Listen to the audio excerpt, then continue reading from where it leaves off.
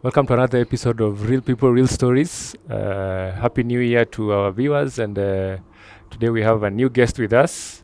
So I'll just let them introduce themselves, say their names, and we'll take it from there. Okay, thank you. My name is Pastor Gebre Kahsai, and that's my name. Okay, thank you very much. So, Pastor Gebre, kindly tell us a little bit about who you are in your life. Where are you from? How did you end up here today? Wow, that's a very long story. But I was born in 1951 in Asmara. Currently, Asmara is the capital city of Eritrea.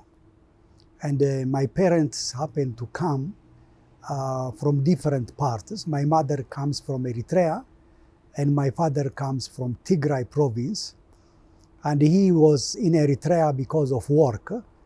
And then I was born until, I don't know, when I was very young, I realized that the two, they were not living together. Okay, so what was your dad doing? My father was working in a carbon dioxide factory, which he used to work as the factory worker and also as the caretaker of the whole factory. So he would work 24 hours, 30 days a week. Even when the company is on rest, then he must be there. So when I was very young, he took me to stay with him in the factory. That's where he also sent me to school. Every now and then I would visit my mother, but I was living with my father in the factory. And around the factory, there were some Italians. So my first friends were Italians. Okay, and your mom at this time? My mom remained at home with another elder brother, which she had from her former marriage. And my younger brother also were with her. She was taking care of them, but me, I was with my father. So what kind of setting was there at that time? Were people growing up with their father and mother, or was that unique for you? The little that I remember, some of them, they were living with their mother, most of them. But the Italian friends that I had, they were living with their mother and father. Okay. So me, I was living with my father. I knew my mother is somewhere.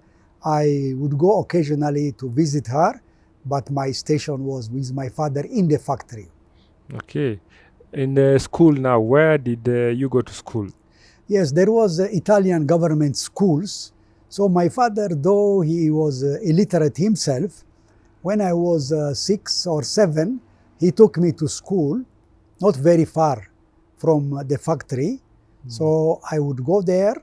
It was a half-day school. And I enjoyed my years there in the Italian school, where the teachers were Italians. The geography, they teach us geography of Italy. The history, they teach us the history of Italy, because they don't know any other thing. Did you pick up some Italian? Yes, you can't learn without picking. I picked it before going to school because my friends were Italians. So maybe you can say hi to people who know how to speak Italian. How do you say hi to? Oh, you say come stai? And when you are leaving, you say arrivederci. It means see you later. Okay. So did you stay in the Italian school for your whole primary school, or did you move? Yes, I did the Italian school until 4th grade. But when I was at 4th grade, my father, and I think also my mother must be in the discussion, they said I better follow the Ethiopian curriculum school, which has also started. So they shifted me from the Italian school to the Ethiopian.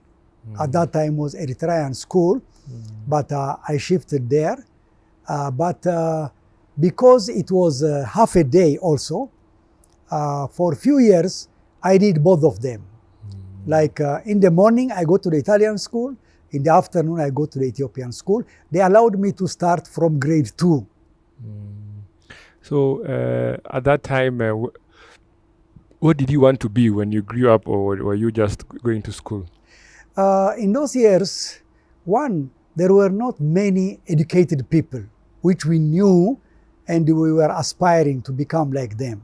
So I think because the government encouraged our parents to send their children to school, so I was going to school because I was sent by my parents. But as I started studying, I started to enjoy, because we learned many things.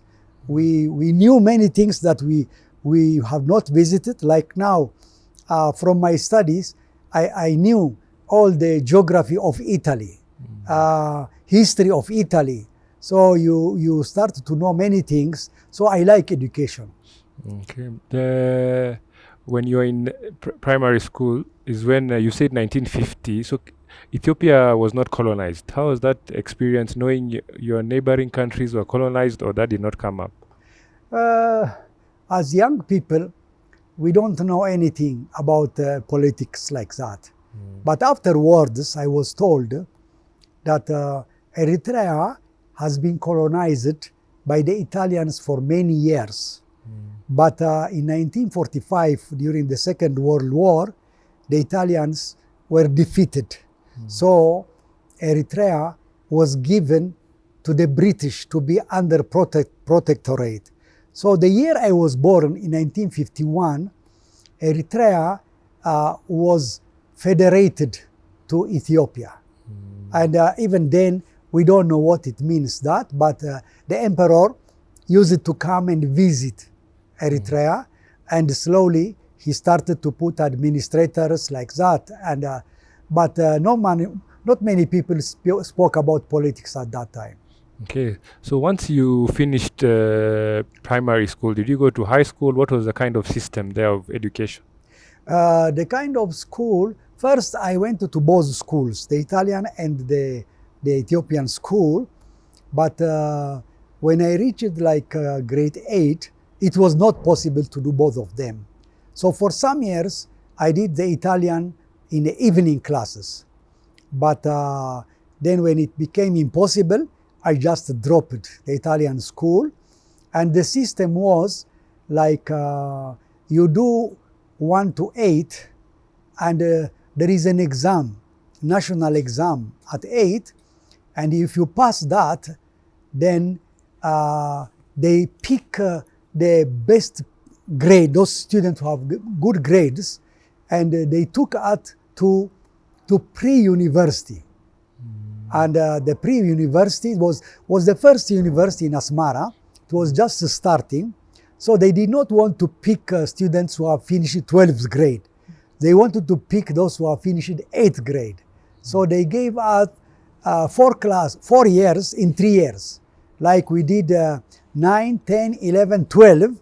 We did them in 3 years. It was called pre-university. Then after that, you join university. Okay. So which, when you were joining university, which course did you pick? As I told you, we were just studying for the studying sake. So when I look back now, in my studies until I reached pre-university, the subjects that were that I liked, for example, was science and geography, because it introduced me to many things that I could not know. And especially the inventions, like the train invention, the electric bulb invention, the penicillin invention. You know, I was amazed about those inventions. And I was studying in such a way that I will invent something that will be beneficial, like the telephone, like electricity. And that was my desire, to invent something that will be beneficial. But I did not know how to go about it, which subject to choose. It was not clear. So in pre-university, you are still doing all the courses. Yes, we do all the courses to prepare ourselves for university. And did you get a chance to go to university? Yes, I got a chance to university, and then they tell you, you must choose now, Okay. arts or this. Nobody has ever told us what is that, but because I must choose, I chose. Okay. And I think I chose arts at that time. But even when I went further, they ask you to choose again. And I chose law. Okay, so you are to be a lawyer. Yes, I don't know what interested me on that, but I think was the only choice that there was no like these inventions like that, so I chose law. Okay, and at that time, you were learning in Amharic or in English? No, university is in English. University is in Yes, English. Amharic becomes only one language. Okay, and in this time, what religion are your parents? What religion were you practicing at that time? Okay, at that time, my parents are from the Orthodox background. But as I said, both of them are illiterate. So they share to us what their priest has told them. And their priests have not taught them many things. So I think my mother, she just tells me, go to church. That's what she can tell me. And I would go. And my father, in addition to going to church, he would tell me that I need to fast. There are fasting seasons, and I would fast. And then also, the Orthodox Church had made tying a small rope around the neck was a sign that you are a Christian. So I had to tie that rope around my neck. That's all I knew about religion. I would go because they use the church language, which I don't understand. So I was happy only that I have gone to church and I have come. Otherwise, I would not hear anything. So that was until I joined the university. Okay, what happened in university that introduced In you university, I got a friend that he lent me a New Testament. Even before then, I have heard that there is a Bible. Some people will go to heaven, some will not go to heaven. And everybody said, we are the one that we are going to heaven. So I was searching and trying to find out.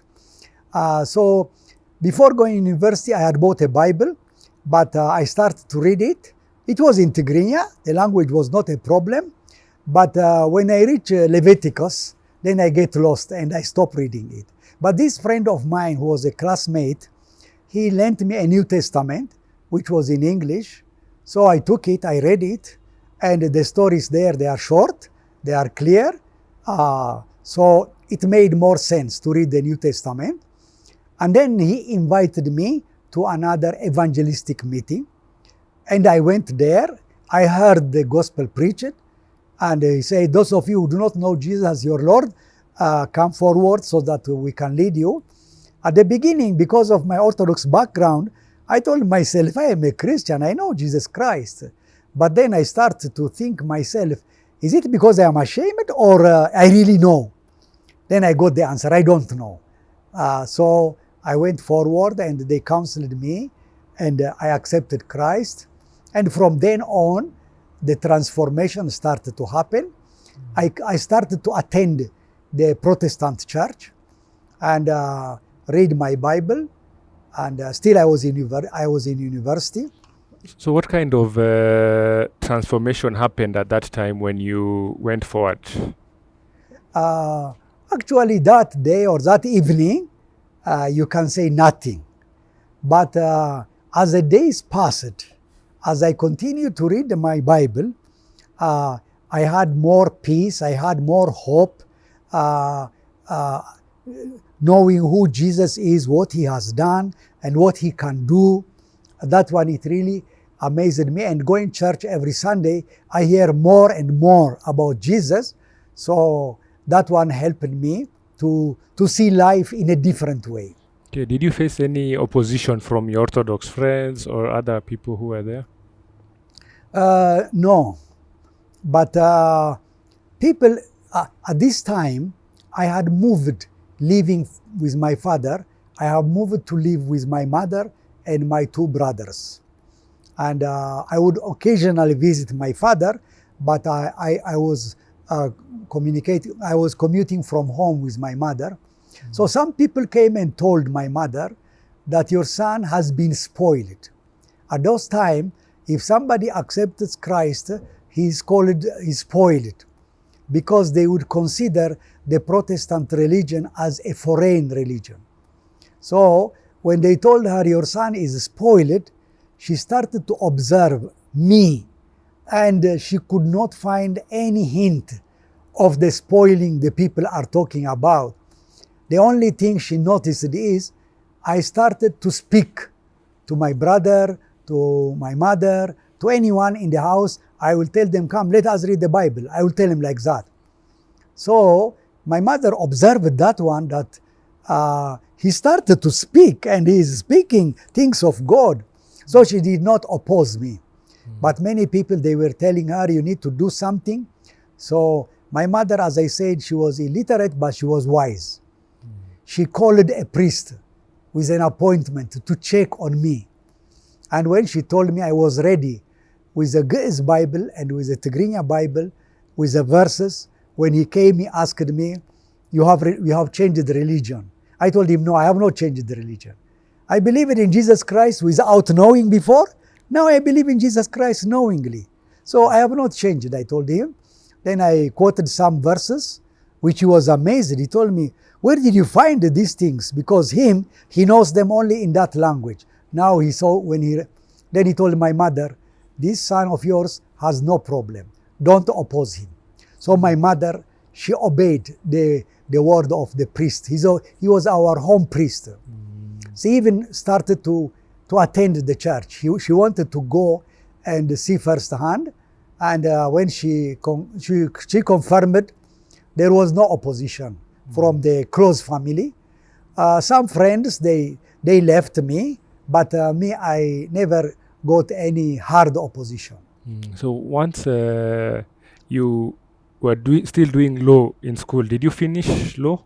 No, I did not finish law. As I proceeded studying law, I was also teaching Sunday school. And I was enjoying more my teaching Sunday school than my courses in law. And the way they brought it to us, they started by telling us to memorize the commercial code, the civil code, the different codes. And for me, that I am more of technical things like that, it became meaningless to memorize those codes. And also we did not know like the cases, how you use these laws, you see. They just took us directly into the laws, to some philosophy courses. And so it became very difficult for me to concentrate on those courses. And I did not see much future in that one. But I wanted to pass my exams and then stop, I said. Because if I fail and stop, they will say, because he failed, he has stopped. So by God's grace, I passed. I think I was the second year. I passed to my third year properly. Then I told them, enough. And then what did you do? I had plans to go to study the Bible in a Bible school. And when I told my elder brother, my mother, at that time, I was not discussing much with my father. And my mother, my elder brother, I think because of the changes they have seen, they did not resist on me. They just asked me, where is the school? I told them it was 1,300 kilometers away from Asmara. And I told them also that during the vacation, I want to go and visit the school before I moved there. I went there. It is a 4-day bus travel. I went there, I visited the school, I came back, and then I went to that school. So this was a Bible teaching school? Yes, Grace Bible Institute. Okay. And how was life there at Grace Bible Institute? The life there was good. You know, many of the students were sponsored by their church. When the church told me, if you want to do full-time ministry, you need to go to Bible school. Then I asked them, which is the Bible school? There were two Bible schools, one in Addis Ababa for the Lutherans, and that one for SIM in Jimma. So when they told me, I applied, they told me the fees. I told the church to sponsor me. They told me there is no money. But when I saw the figure were not too much money, I had my own saving. I told them, can I pay and go?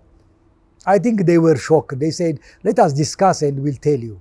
They discussed and they told me, okay, you can go as long as you sign a letter saying that when I graduate, I will not ask you a paid position in the church. Okay. And at that time, I signed that letter and I just went. So when I went there, the first year was okay, but I did not suffer. I don't know how things were happening. I did 1.5 years there.